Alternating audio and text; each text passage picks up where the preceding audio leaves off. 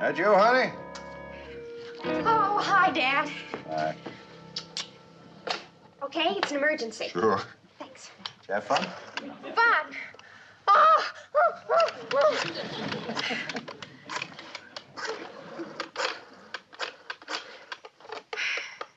LaRue, Gidget, I just got home this second. He's the end, that's all. The living, dying, absolute end. Talk about made to order everlasting love. One look at him and I was a goner. Oh, sure, hot and cold, all shivery. Right, weak in the knees. The whole routine. The funny thing is, he isn't even my type. What do I need with Italy? But a love like this comes only once in a lifetime. A girl would have to be out of her skull to find it. Huh? Hang on. Talk to you later. Made to order everlasting love. Once in a lifetime. You were listening. Do you realize that you've been in love 4 times in the last 3 months? 5, but who's counting? Anyway, this one's different. I thought we had a little talk about this back in September. September? I will refresh your memory. Back in September, when you were going through, and I quote, the bleakest time of your life. I wish you wouldn't do that. What? Quote. Your world had come to an end. It certainly had. Every woman's life comes to an end temporarily when her one and only love in the world goes away for a while. Oh, it was murder. I don't know when I'd ever felt so alone. At least I had sense enough not to hang around the kids where I'd only feel lonelier. As long as I had to suffer, I decided to suffer where I could suffer the most, at the beach. Yes, Jeff had gone back to Princeton, and I was left all alone in California to try somehow to survive the winter. I deliberately picked the loneliest spot on the beach I could find.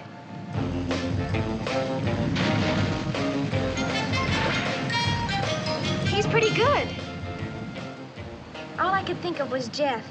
I had figured out a million lonely type things to do. Write a book, or read one, or paint a masterpiece. I had prepared to live the life of a nun, never looking, seeing, or even knowing that another man existed. Boy, is he tall.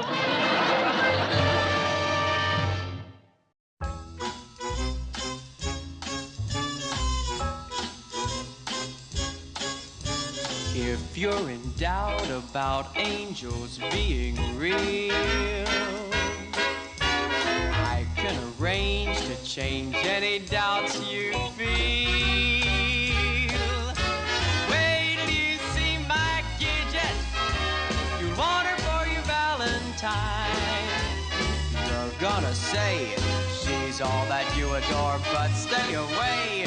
Gidget is spoken for, you're gonna find that Gidget is mine.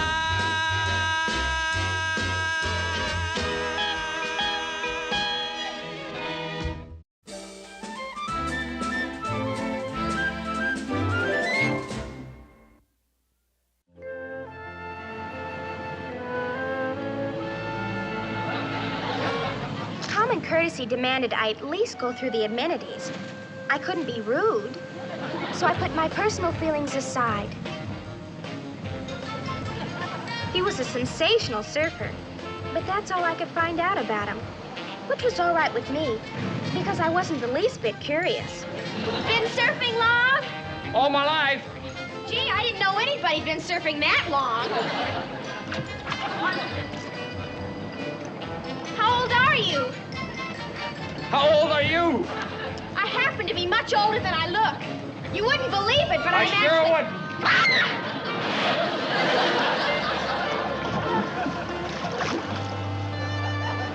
All right. Yeah. Good. Great to see a cute little thing like you all dinged up. Have you ever heard anything quite so romantic? Hey! You gonna be around tomorrow? I don't know. The next day, to my surprise, there he was again.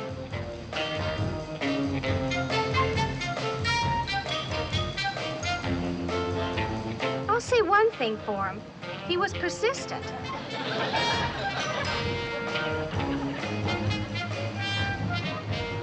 Yes, he knew all there was to know about surfing, but he didn't have the faintest idea how to communicate with another human being. At least tell me your name. I can't keep calling you Who's-this or what's your name. Why not? Because this is the second day in a row we've been surfing together. We've established a relationship. Oh, no, we haven't. I don't mind sharing the ocean with you, sweetie, but that's all. At least for the next 5 or 6 years. Talk to me then, and I might make you a serious proposition. Frankly, his words took my breath away. Heaven knows I hadn't done anything to encourage a statement like that. Yet here he was in his own sweet, uncommunicative way, declaring himself. It was no time to tell him about Jeff. Neither was the next day. And there's some potato salad and coleslaw, whichever. And you made all this yourself? You dear girl. Dear girl? See what I mean? He made a big deal out of not telling me his name or anything, yet subconsciously he was saying everything there was to say. I should have called a halt then and there, but I couldn't. Not while he was eating.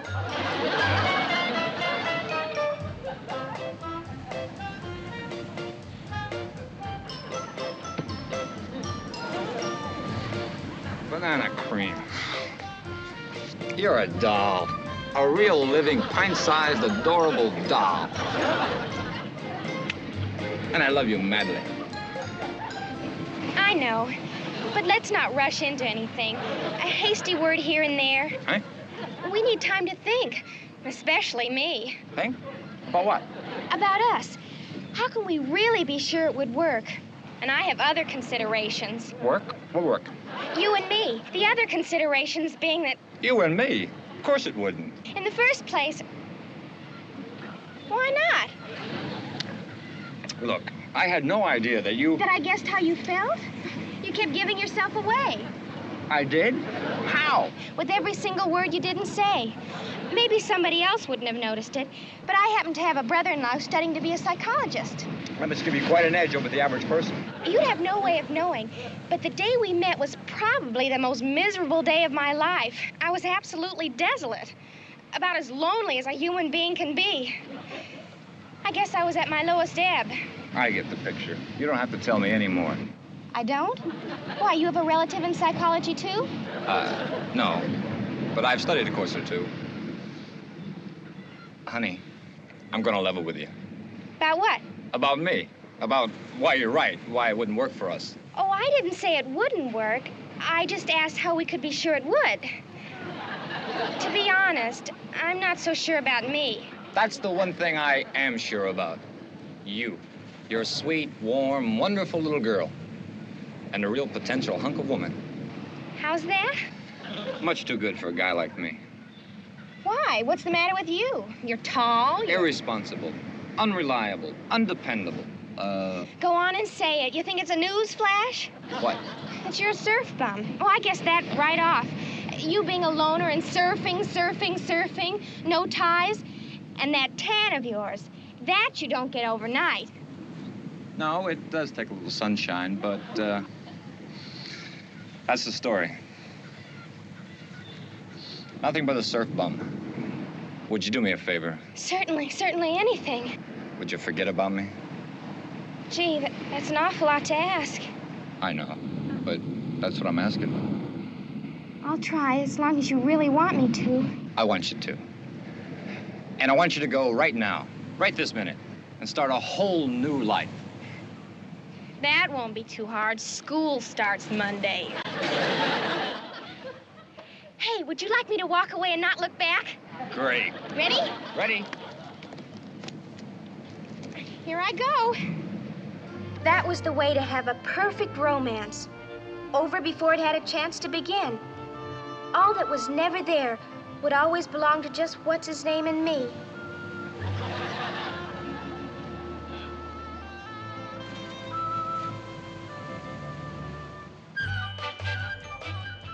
Monday morning and the first day of school. I kept my promise, put what's-his-name out of my mind completely. I devoted all my thoughts to Jeff, pining away at Princeton. I tell you, LaRue, it's murder. All I can think of is Jeff. I go around feeling empty inside. All I know is something's missing. Sure, up here. You're making jokes while she suffers? Yeah, which is funnier?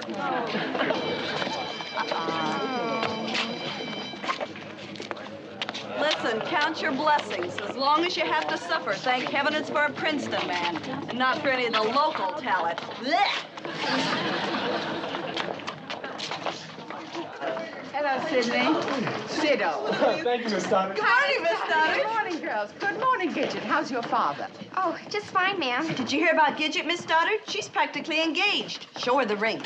Princeton man, Ivy League. How's that for status? Is it serious, Gidget? They don't come any seriouser. My, I'm glad you're back for another year, LaRue. You are going to continue to take English, aren't you? My first class was math. Wait, hi! Sally. How are you? Fine. Hey, Hi, wait! Rose. Baby. How are you? What have you been doing? Hi, Chris. How are you? Good. That's good. That's good. Gidge, get a load of the new teacher. What's his name? I don't know. Gidge, where are you going? Wrong room. Oh! Oh, I'm so sorry. Don't worry about it. Who and what was that? That's Gidget. She said she was in the wrong room. Well, let's hope she was in the wrong school. Would you go get her, see if she's all right? Shall we take our seats? Oh, for goodness sake, what's the matter with you? It's the right room. Remember on our schedule? Come on, he's really kind of cute, in spite of what he said about you. What he said about me, what? Well, why go into it? You'll only get upset. Get upset? See, you're starting already. Now, come on. Let me introduce myself to all of you. My name is Baxter Stevenson. Here she is. Thank you. I'm your new math teacher. And I wish I were dead. Oh! Oh! Oh! I didn't mean it that way. Come back. Stop. Oh, Miss Stoddard, I'm sorry. Are you all right? I think so. What on earth going... Now, all right, back to your seats. Back to the class, kids, please. Yes, sir. What's going on? Are you having trouble? One of the students, Miss Stoddard, it's only a crush. A crush, and it's only 8:35. Now, that's what I call instant charm. Which one? Her name is Gidget. I'm sure I can straighten it out. You do that. In the meantime, Yes, ma'am. go easy on the rest of the girls.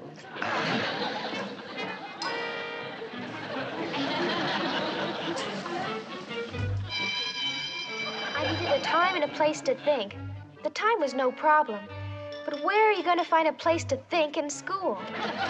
But I had to get through the rest of the day somehow. Only I knew the storm that was raging inside me. And fortunately, I've always been able to put up a good front. Hi, what's up, kids? I learned a long time ago there's only one thing to do in times of stress, and that's to act naturally.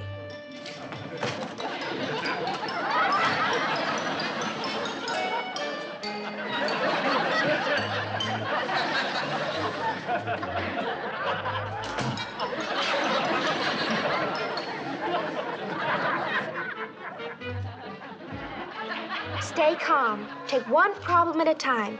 And above all, no matter what happens, don't let yourself overreact.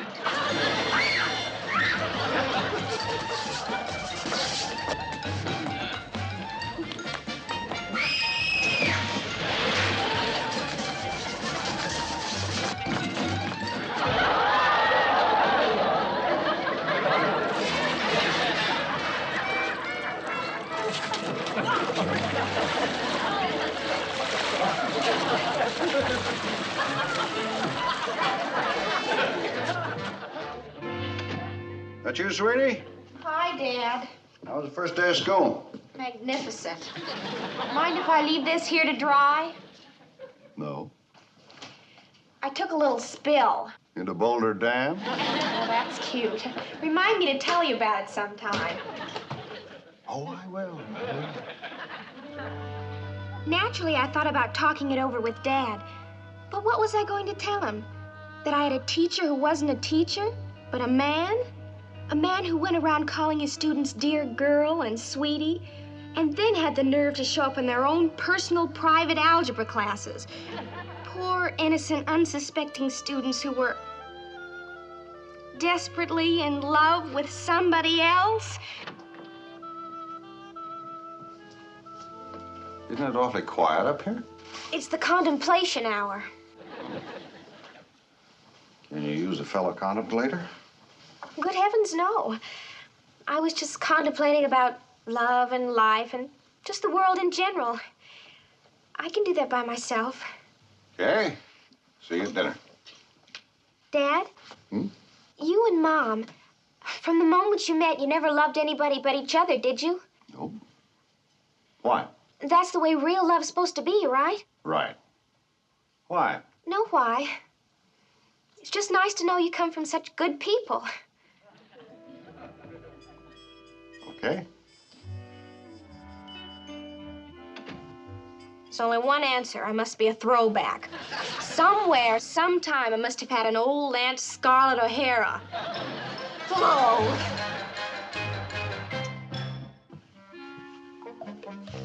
Gidget? Aren't you going to be late? Is that you, Dad? No, it's Attila the Hun. Can I come in? One moment, please.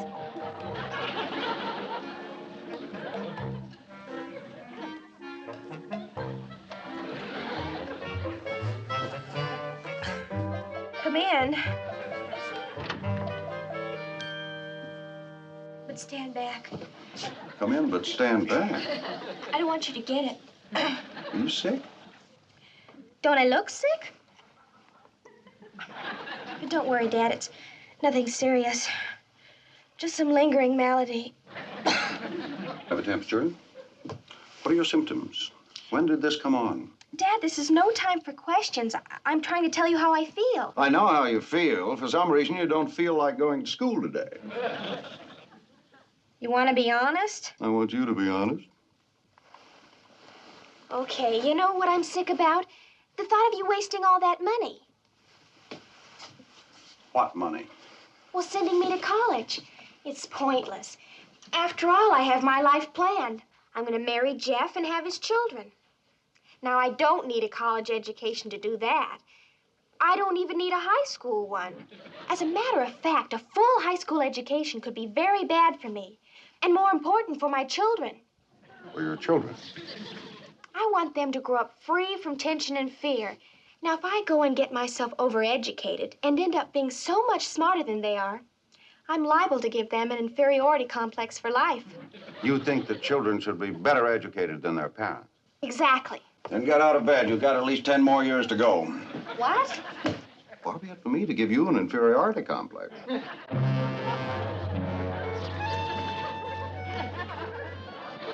That's another thing I learned a long time ago. When you have to do a thing, don't fight it. Just do it. Dad said I had to go to school, so I did.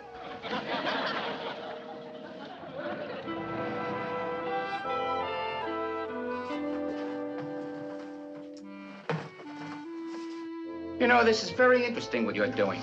What? Playing hooky in school.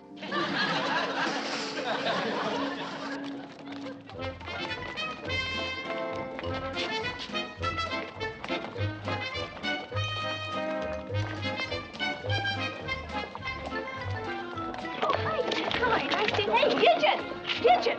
Where have you been? Everybody's looking for you, especially Mr. Stevenson. He has? Gave me a message for you. He says he's got to see you. Got to.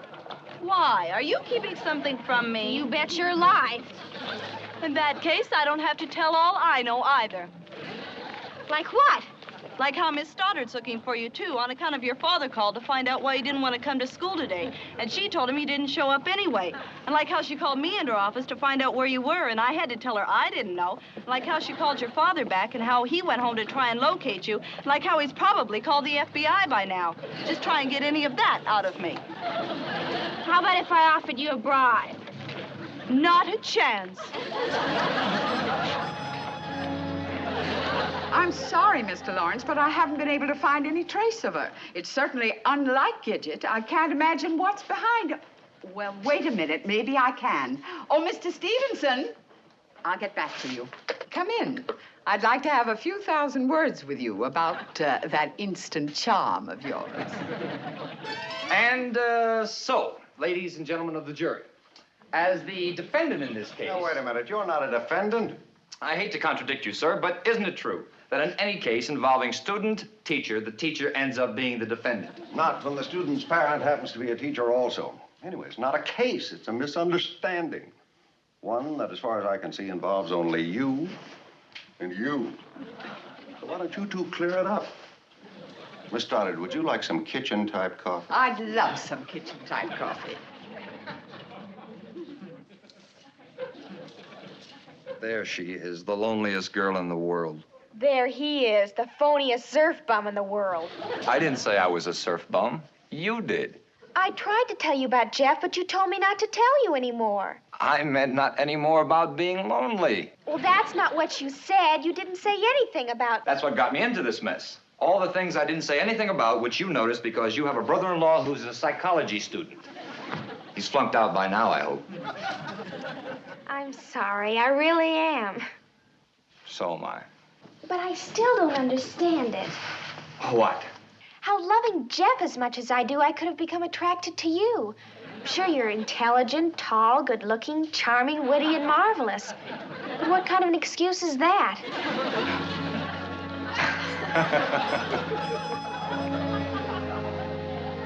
Does that mean I'm fickle, Dad?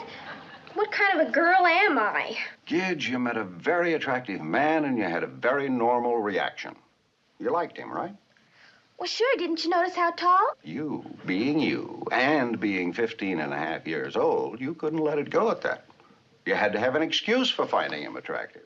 So you came up with the best excuse there is. Love. What else? Simple admiration, you little nut. You like the Beatles, don't you? You want to marry them? All four of them? Go on, I'm beginning to read you. You're going to meet a lot of men in your life. You're going to find a lot of them attractive. You're going to like them. That's normal and healthy. Just don't make the mistake of thinking you have to fall in love and marry each and every one of them. In other words, I can love Jeff and still meet and like lots of other men? Sure. Oh, what a relief. Because I already do. I can think of loads of men I like. Not only young men, but old men. You and John, tall men, even short men. Didn't somebody famous once say something about never meeting a man he didn't like? Yeah, Will Rogers. Hey, wouldn't that be a great slogan for me in the class book when I graduate? Gidget Lawrence, who went all through high school and never met a boy she didn't like. Well, no, Gidget, no. There's an implication there that... Well, you wouldn't understand. Believe me. I like to shake him up like that every once in a while.